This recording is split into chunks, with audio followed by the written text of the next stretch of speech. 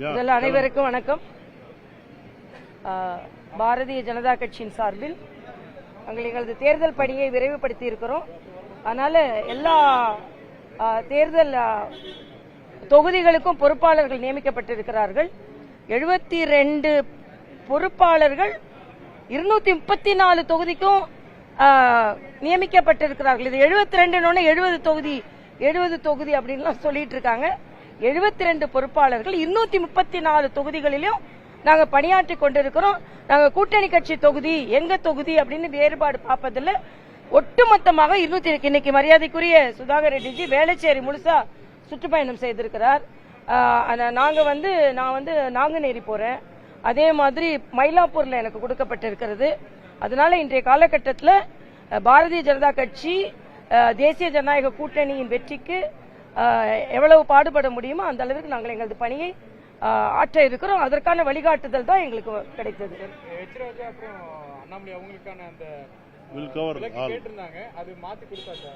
இல்ல அது எங்களுக்குள்ள தொகுதி தான் எங்களுக்கு தெரியும், மற்றபடி எனக்கு தெரியாது.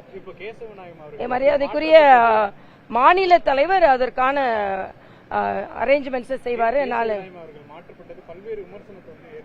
இல்ல இதுல ஒரு விமர்சனமும் இல்ல. முதல்ல அவருக்கு நாங்கெல்லாம் நன்றி உள்ளவர்களாக இருப்போம். 11 ஆண்டு காலம், அதுவும் குறிப்பாக நான் மாநில தலைவராக இருக்கும்போது அவர் சங்க பணியிலிருந்து அரசியல் பணிக்கு வந்தார். அவர் என்னோட ஒரு சகோதரராக பழகியவர். இந்த கட்சியோட வளர்ச்சியில எல்லாம் முக்கிய பங்கு ஆற்றியவர். எந்த விமர்சனமும் இல்லை. இது யதார்த்தமாக எப்படி சங்கத்திலிருந்து திடீர்னு 2015வது ஆண்டு இங்கே மரியாதைக்குரிய மோகன்ராஜு அவர்களுக்கு உடல்நிலை சரியில்லாம ஆக்சிடென்ட் ஆனோன்னு வந்தாரோ அதே மாதிரி இன்னொரு சங்கத்துல இன்னொரு பணிக்கு இதை விட முக்கியமான பணிக்கு போறாரு. அதனால இது RSSல இது ஒரு எப்பவுமே ஒரு சிஸ்டம். அந்த சிஸ்டத்துக்குள்ளதான் அவர் வந்திருக்கிறாரு, அந்த சிஸ்டத்துல தான் அவர் போயிருக்கிறாரு. அதனால இதுல எந்த விமர்சனமும் இல்லை, எந்த குற்றச்சாட்டும் இல்லை. குற்றச்சாட்டை சொன்னால் அவரோட 11 ஆண்டு கால பணிக்கு அது ஒரு நன்றி உள்ள தன்மையா இருக்காது. அதனால அவரு இல்ல அது மாதிரி நான் சொல்லிட்டேன். இது அவர் இயல்பான மாற்றம் என்பதை நான் சொல்லிட்டேன்.